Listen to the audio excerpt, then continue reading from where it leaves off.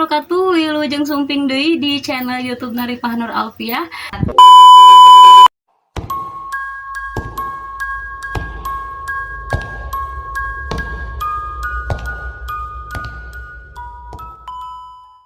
Tadi dinten ayeuna abi bade ngadamel video enggal tadi nyaritakeun hiji kisah nyata anu kalandapan ku salah sawiya sepuh abi. Abi ge terang cerita ieu teh langsung ti pun bapak. Oke, tong lami-lami nya pembukaanna urang langsung wae kana caritana. Tas carita ieu teh kalandapan ku anu namina Pak Rima. Pas tahun 80-an. Rima teh nyaeta hiji jalmi anu ngagaduhan pada melan maranggi. Maranggi teh nyaeta tukang ngadamelan sarang bedog. Wadah bedog geningan, jadi tempat bedog tah.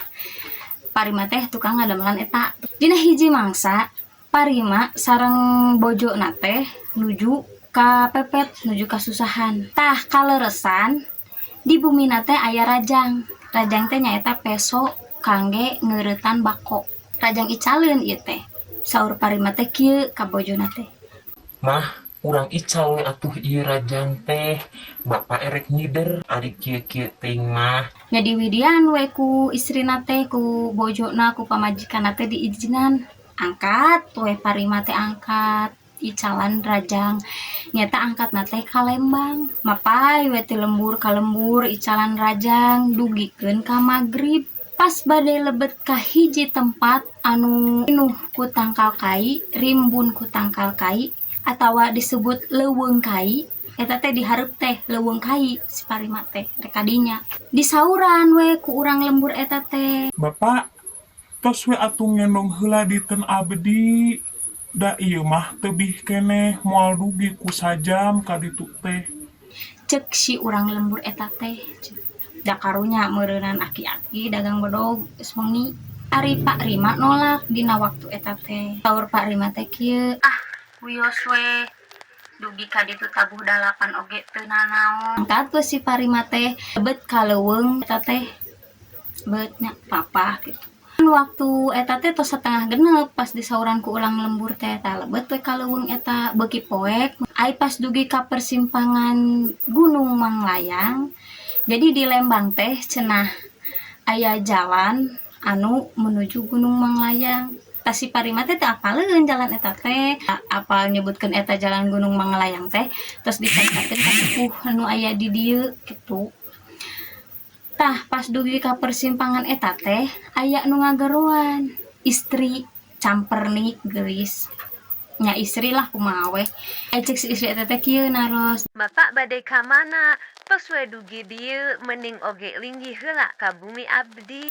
Parima teh teu ngajawabnya. Tuluy si istri eta teh nyarios deui. Ari eta nyandak naon, Bapak? Anak rajang icaleun. Oh, muhun atuh hayu ka bumi heula we. Sugan we dipeser pupun Bapak icaleunana. Cek si istri eta teh. Nya ari Parima anu keur usaha ngadangu rek dipeser nya atoh meureun ngirim we si Parima teh ka istri eta teh nuturkeun. Nyata diajak ka hiji lembur. Di lembur eta teh bumi araragreng, gedong araragreng di lebetna teh, di lebet lembur eta teh duka lembur naon namina teh. Diajak we si Parima teh ka salah sawios gedong anu agreng di dinya, diajak ka lebetnya. Di lebet teh nyata aya Ibu Ramana sareng aya Raina. Paraina duka rakana da pamaget. Lebet teh kadinya. Biasa disuguhan, semah nyemah disuguhan. Tuangeun haraneut keneh ngarebul keneh dituang meuni enak meuni puleun tos tuang atos ngopi atau sagala we nya atos istirahat di pasihan tempat kangge kulem.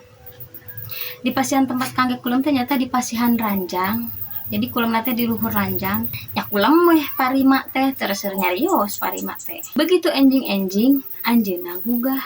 Ai pas gugah ternyata Parima teh aya di luhureun tangkal kiara. Di dia contoh nanya tangkal kiara anu teu apal abi ge da kakara apal. Red kaditu, red kadieu da sidik di luhur. Teu katingali katingalina eta tangkalan we eta naon tangkal kai. Ai red ka handap, di handap mau hungkul keur ngagaloler. Naon coba jol aya dina tangkal kiara? Pan tadi nama imah. Red kahandap teh mau hungkul keun ngagaloler. Anu hiji bikangna, anu hiji jaluna. anu dua galalede indung bapana. Ruas Pak Rima teh. Gusti gening urang teh teu sare di imah penting teh. Gening ieu teh lain imah. Gerentes manahna Pak Rima teh. Pas nyaho eta teh lain imah, Pak Rima inget pan penting teh dibere dahareun. Jol inget Ari peuting nu didahar ku urang naon? red teh kanu urut dahar. Ternyata taneuh jeung hampo. Hampo teh nyata batu cadas, batu kapur. Duh, beuki reuas meureun Pak Rima teh teu ribut. Pak Rima teh turun we tina tangkal kiara teh. Neangan cai, neangan sumber cai. Tapi we dina hiji gawir, ngahuleng. Rek balik ka mana? Teu nyaho jalan balik. Teu nyaho eta ge di mana? Pak Rima teh bingung. Pas keur bingung, inget papatah kolotna.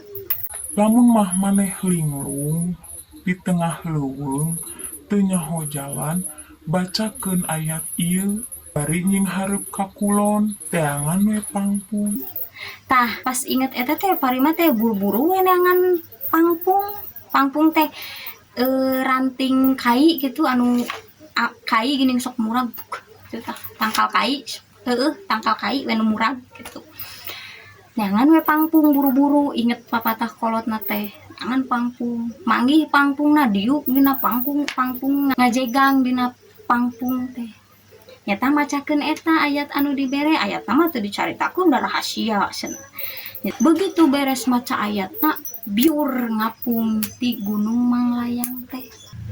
Pas kitu ngagubrag di hareupeun imahna Haji Milah.